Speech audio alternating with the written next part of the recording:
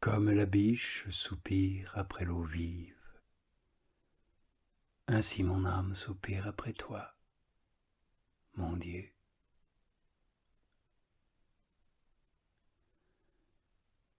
Oui, mon âme a soif de Dieu, du Dieu vivant. Quand on pourrais-je venir voir ta face, ô mon Dieu? Jour et nuit, mes larmes m'ont servi de pain, tandis qu'on me dit sans cesse, où est ton Dieu?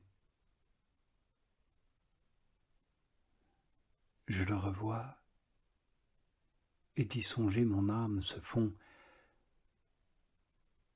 Je vais en noble cortège jusqu'à la maison de Dieu, parmi la foule en fête, aux accents de la joie et de la louange. Oui, je le revois. Qu'as-tu donc mon âme à défaillir? Pourquoi gémir en moi? Espère en Dieu. Oui, de nouveau, je le célébrerai, le salut de ma face, toi, mon Dieu.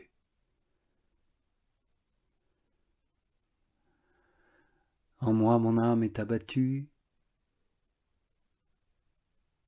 un abîme appelle un abîme au bruit de tes cataractes, tes vagues et tes torrents tous sont passés sur moi.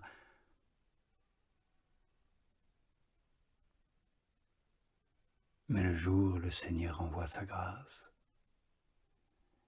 et la nuit, un cantique me vient sur les lèvres, prière au Dieu de ma vie. Et je dis à mon roc, mon Dieu, pourquoi m'as-tu oublié?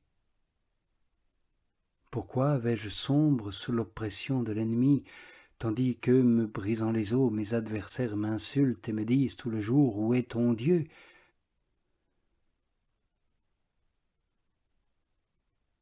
Oh mon âme, qu'as-tu à défaillir? Pourquoi gémir en moi? Espère en Dieu. Oui, de nouveau je le célébrerai, le salut de ma face, toi, mon Dieu.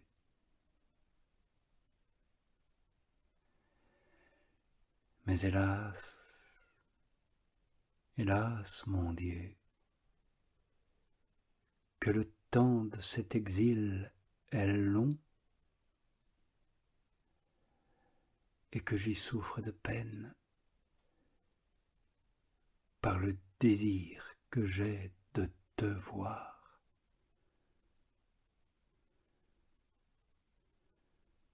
Seigneur, que peut donc faire une âme qui se trouve enfermée dans la prison de ce corps? Ô Jésus, mon Sauveur, que la vie de l'homme est longue, quoique l'on dise qu'elle est courte.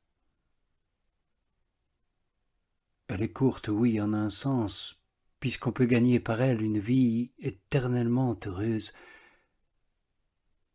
mais elle est bien longue pour une âme qui désire de jouir de la présence de son Dieu.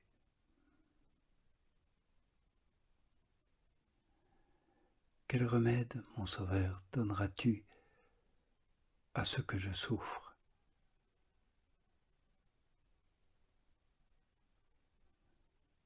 Oui, l'unique remède, mon Dieu, est que ma souffrance, je la souffre pour toi.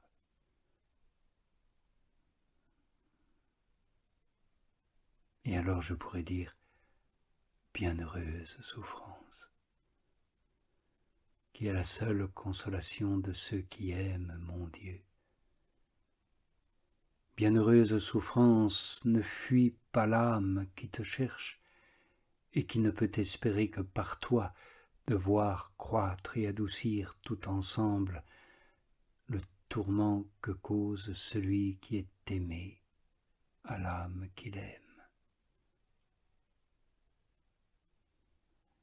Tout mon désir, Seigneur, est de te plaire.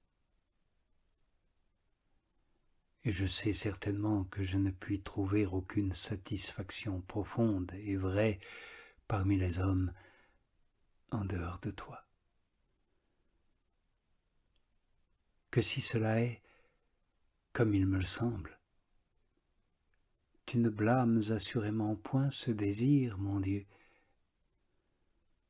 qui n'empêche pas néanmoins que s'il est nécessaire que je vive pour être un instrument de ta grâce, j'accepte de bon cœur tous les travaux qui se peuvent souffrir sur la terre.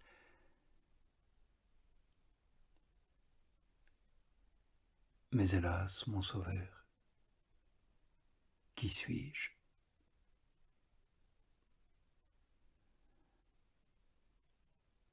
Tes saints amis ont des œuvres. Je n'ai que des paroles. C'est là tout ce que je puis.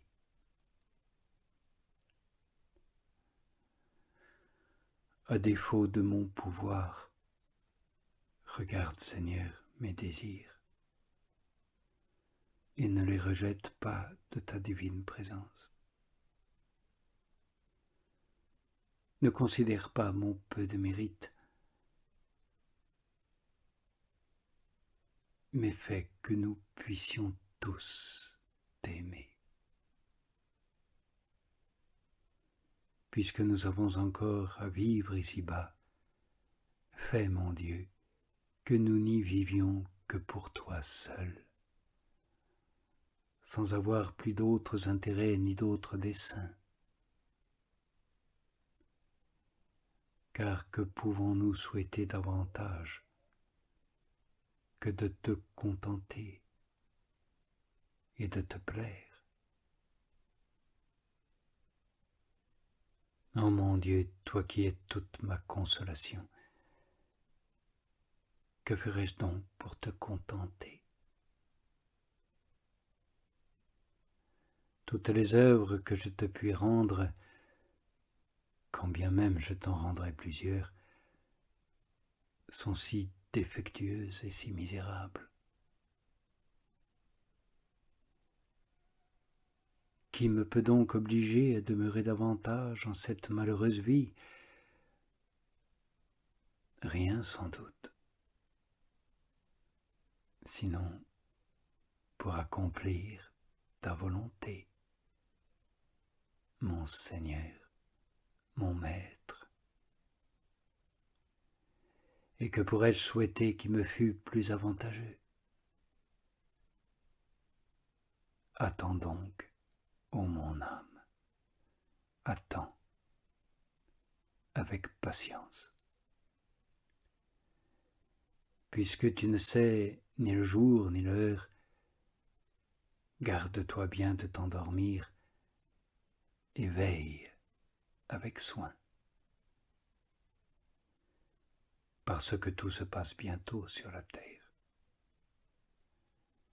Quoique ton désir te fasse paraître douteux, ce qui est certain, et long, ce qui ne dure que peu.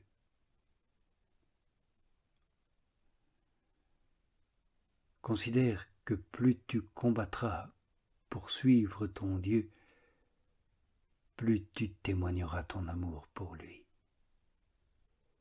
et plus tu jouiras un jour de ce Seigneur que tu aimes avec une joie et des délices qui dureront éternellement.